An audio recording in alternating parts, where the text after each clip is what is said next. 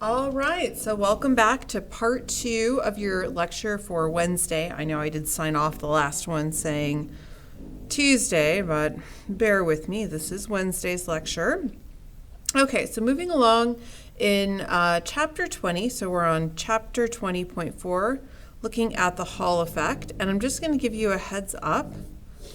I deviate from your book at this point, just a little bit. So essentially what we're going to be looking at for the Hall effect is that magnetic forces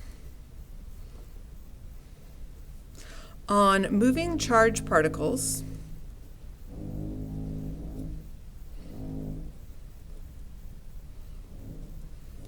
inside a conductor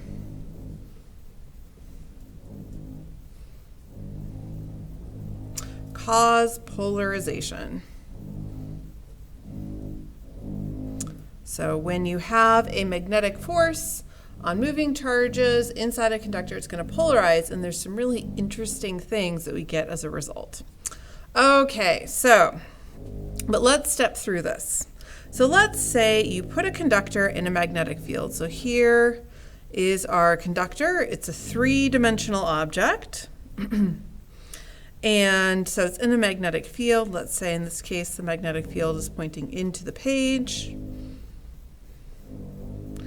And you have an electron going through it, or several electrons going through it. And of course, anytime you have flowing charges, you have a current. So this is a conductor. And it has some distance d from top to bottom. So also just be aware, some books use D, others use H for height. We will use D in our lectures, but just be aware that you may see other values other symbolic terms to represent this distance here from top to bottom. Okay, so we have our conductor. It has a magnetic field going through it, and you've got an electron moving through it. So let's think about what's going to happen to this electron as it goes through. So in this particular image, the electron is going to the right, and we have it's experiencing a magnetic force, FB, is equal to minus E V cross B, where V is the drift velocity. Okay, so the drift velocity originally is moving to the positive x, and B is into the page.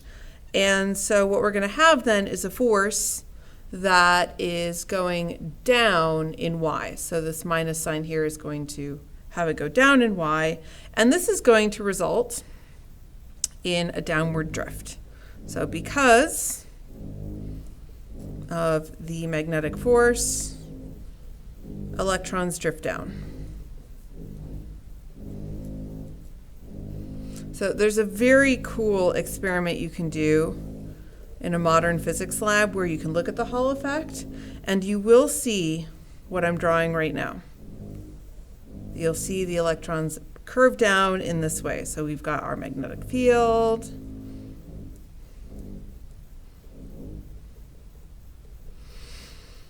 And it's a constant magnetic field, and then we have this distance d, and the electron has now gone down. All right, so if you have electrons then tending to drift down, you're going to get a potential difference between the top and bottom. So this results in a potential difference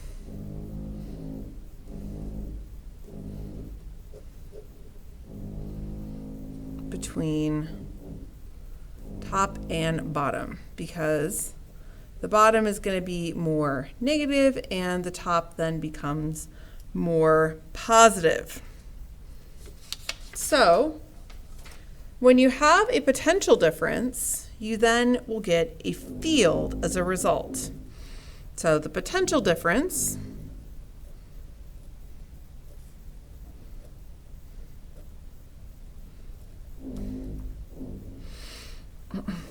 makes a field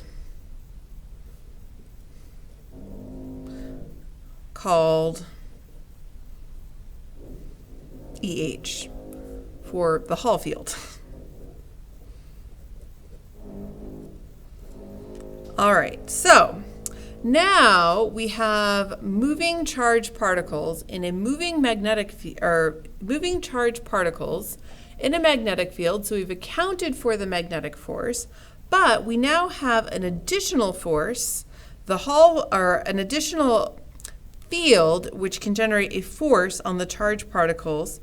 So this field produces a force E for the charge of the electron times EH equals the electric force on the moving charges.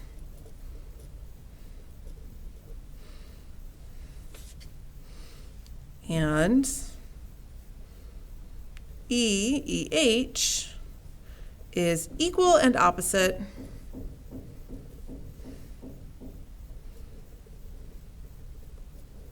to FB. So in other words, after the electron has drifted down, it's now going to go in a straight line. So it gets that downward deflection from the magnetic force, and then it does produce that electric field, but it balances out so that there's no deflection. So even though we have a magnetic field and an electron field, they're oriented in just a way such that F magnetic is equal to F electric, no further deflection.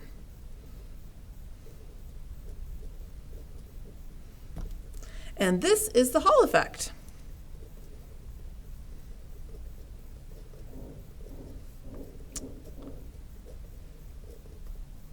And so the potential difference generated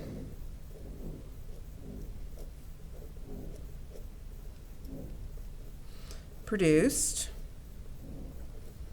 is called Hall EMF. So I will be writing it out. Sometimes I might write delta V H. Also, another way, so Hall EMF, in some books you'll see that curly EMF, E that we've seen before with a subscript H. So this is actually the most common symbol for Hall EMF. I'm going to stick in terms of these two symbols here because we're more used to it. And then also know that your book is not using E sub H for the Hall field, but I think that that notation is much more straightforward. Okay, so, and E sub H is called the Hall field. And of course, it's named after a person. Okay. So building on this,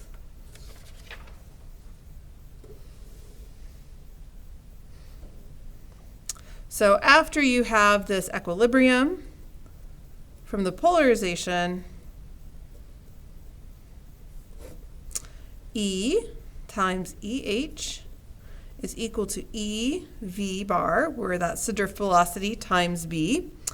And so we can say EH, the Hall field, is equal to drift velocity times the magnetic field that the conductor is in. And Hall EMF is equal to EH times D, that is the distance. So if we go back to here, here to here is D. It's equal to V bar B D. So pretty nifty. So, and D is the, your book is using width of the conductor. Just be aware it can sometimes be the height depending on the problem that you're doing. So just an aside, look at any picture provided for these types of problems.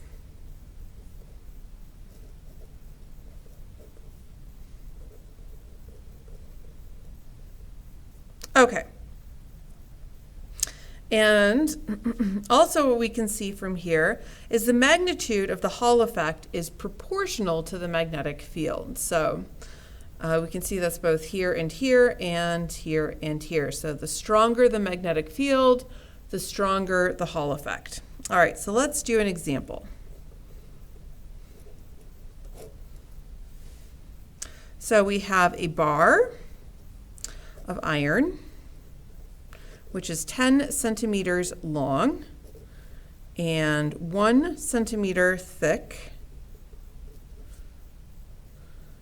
and a depth of 0.1 millimeters. And it has a current of 10 amps running through it to the right in a magnetic field of 2.5 Tesla. So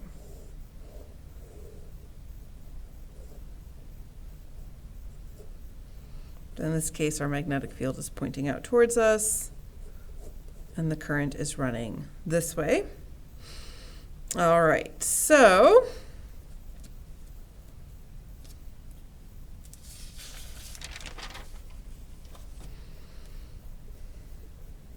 there are 8.4 times 10 to the 28 mobile electrons in iron. All right, so if we're going to do the Hall effect, we're going to need to find V bar. So I'll try to keep this here for a bit. So we need V bar. So V bar is equal to the current divided by Q N A. So all things that we have derived previously when we've studied electric current. So we can go ahead and plug this in. So we're given that the current I is equal to 10 amps, that Q is equal to 1.6 times 10 to the minus 19 coulombs. We have the number density, it's equal to 8.4 times 10 to the 28.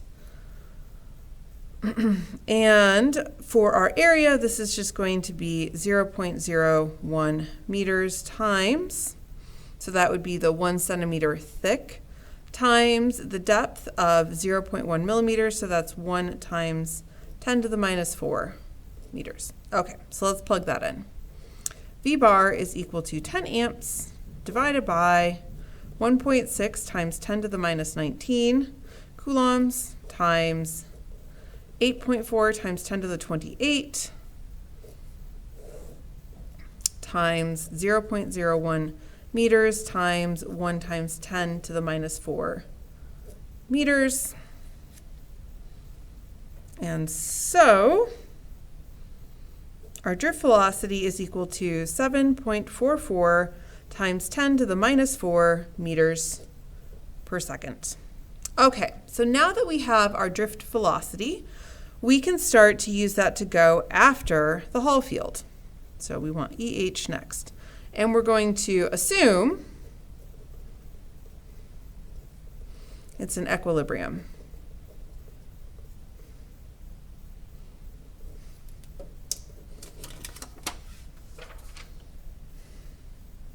So we have previously been given that the Hall field is equal to the drift velocity times the magnetic field. Well, fortunately for us, we've been given the magnetic field and we just calculated drift velocity. So the Hall field is equal to 7.44 times 10 to the minus 4 meters per second times 2.5 Tesla. And so our Hall field is equal to 0.00186 volts per meter. Okay, so now we can use that to find Hall EMF. So let's find Hall EMF.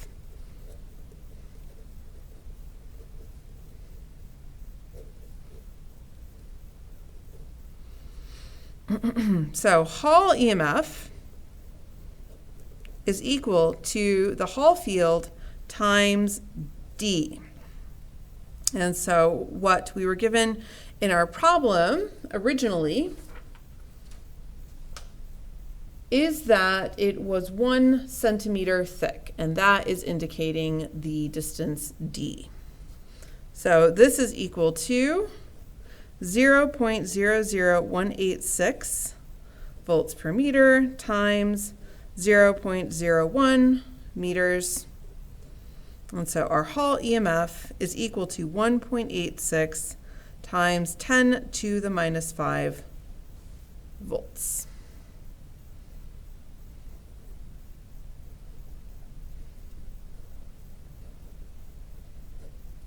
I will accept either expression. I just about asked if there was any questions, but I realized that I'm standing in an empty room. Okay, so now that we have our Hall EMF, we can actually use this to determine some really interesting things. And this is really the crux of why the Hall effect is important, is we can use it to learn about materials. So you can use Hall EMF to determine density of mobile charges.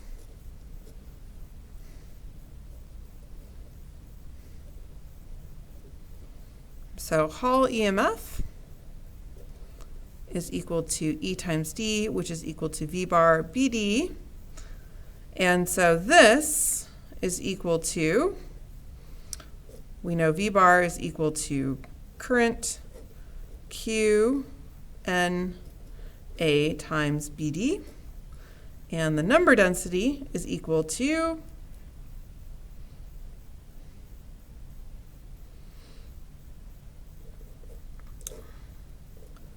Q delta V Hall A B D. So this is what the Hall effect is used for. It's used to determine things like number density because everything else is very easy to control. And then we can use that to derive fundamental properties of material. Now, one thing to note, with the Hall effect,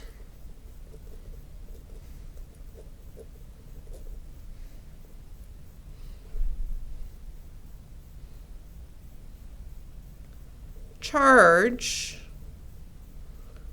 of the carriers matters. If you have whole current, so the reverse sign flips the setup.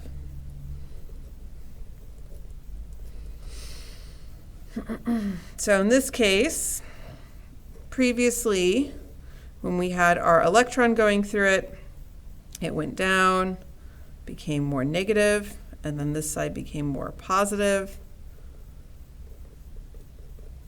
in the magnetic field. If you were to have a positive charge carrier going through, then it would go up, and so the top would become more positive, and the bottom would become more negative in the same magnetic field. And so if you were to measure the Hall EMF using a voltmeter, you would see that the sign would flip as a result. So it's useful for not only determining things like number density, but also for determining situations where you have whole current instead of electron current. So voltmeter reads opposite signs.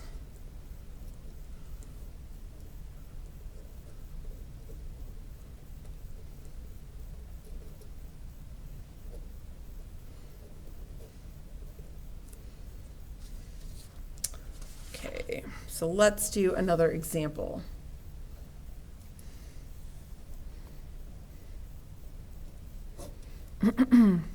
So a bar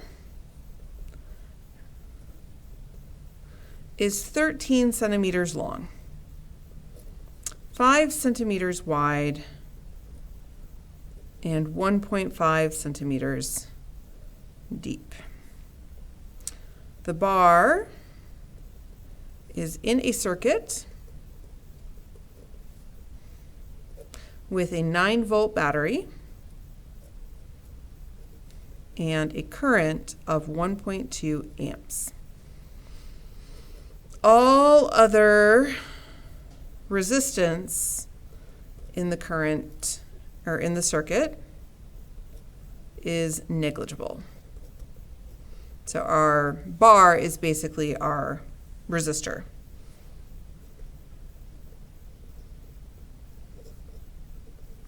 And it's pretty safe to assume that the resistance on copper wires is negligible. So a magnetic field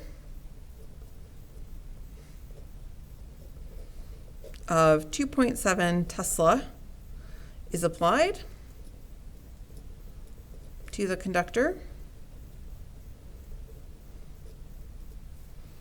and a voltmeter is placed on the bar with a reading of 0.45 millivolts. All right, so here is a picture of the setup. So we've got our battery,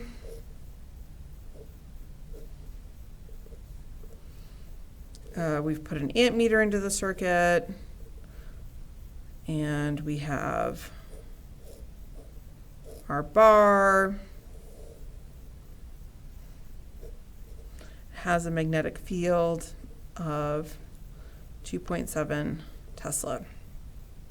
By the way, there is in your book a similar problem with a far better 3D image, which I highly recommend looking up, and I recommend going through their version of the problem. We're doing a slightly different version in lecture. Okay, so we want to learn a couple of different things. So first of all, we'd like to know what is the delta T for an electron to go from one side to the other. So for this, we're going to need our drift velocity.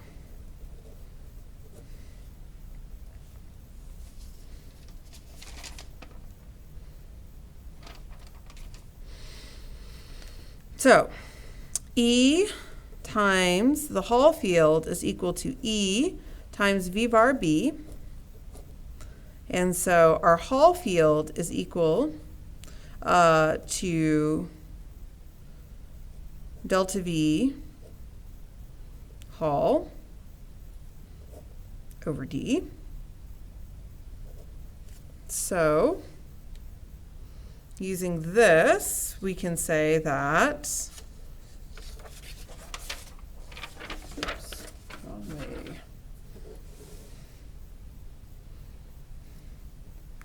Delta V Hall over D is equal to V bar over B. So that's just coming from E Hall being equal to V bar B and E Hall being equal to delta V Hall over D.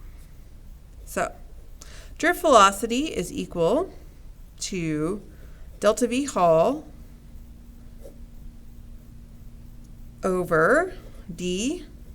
That's a D, not a change in magnetic field. And we know these things. So we use the voltmeter to measure the voltage potential of the Hall EMF. So it's 0.45 times 10 to the minus 3 volts divided by 1.5 times 10 to the minus 2 meters times 2.7 Tesla.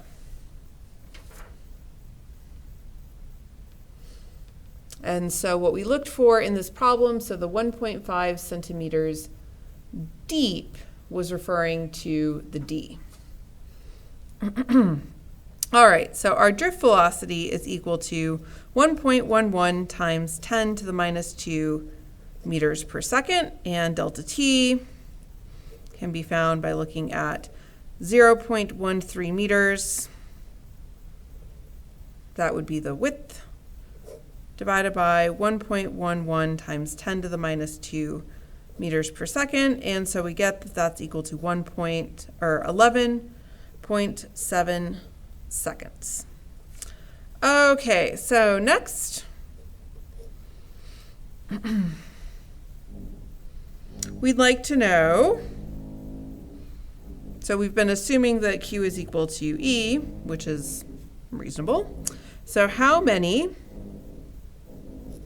mobile charges are in 1 meter cubed of the material? So we want to know the number density.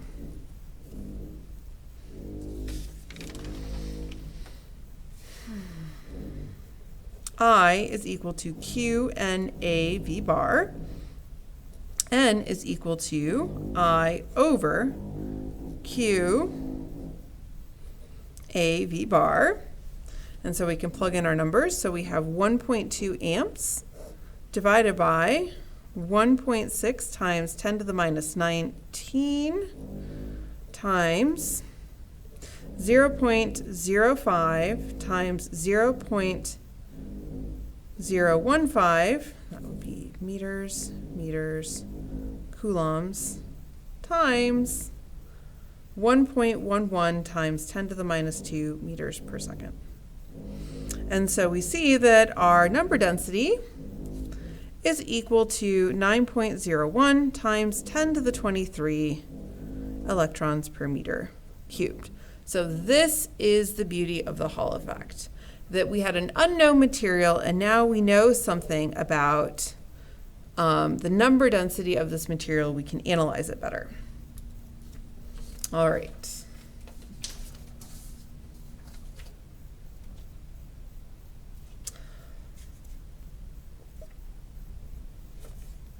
So moving on, I'll start motional EMF and we'll finish it up next time.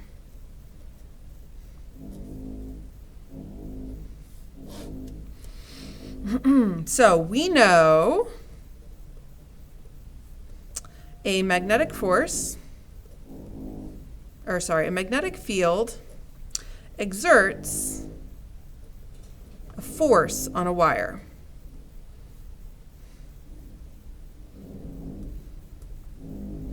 So then what do you think happens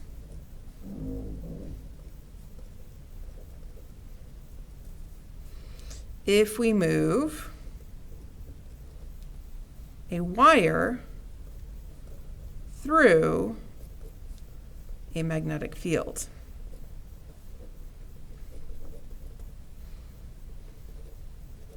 A current will run through the wire.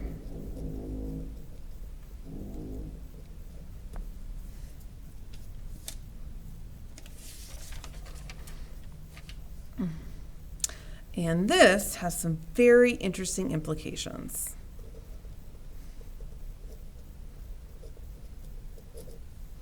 Or applications. So essentially what we're dealing with is we've got a magnetic field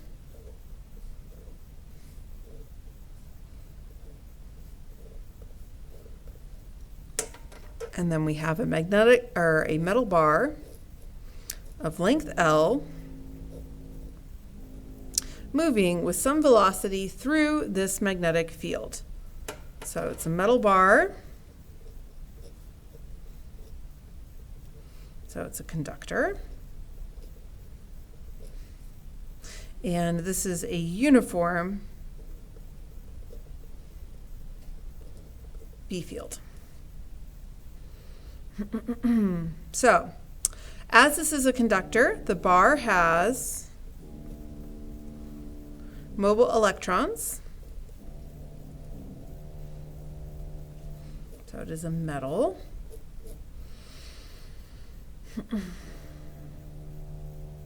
And these are moving to the right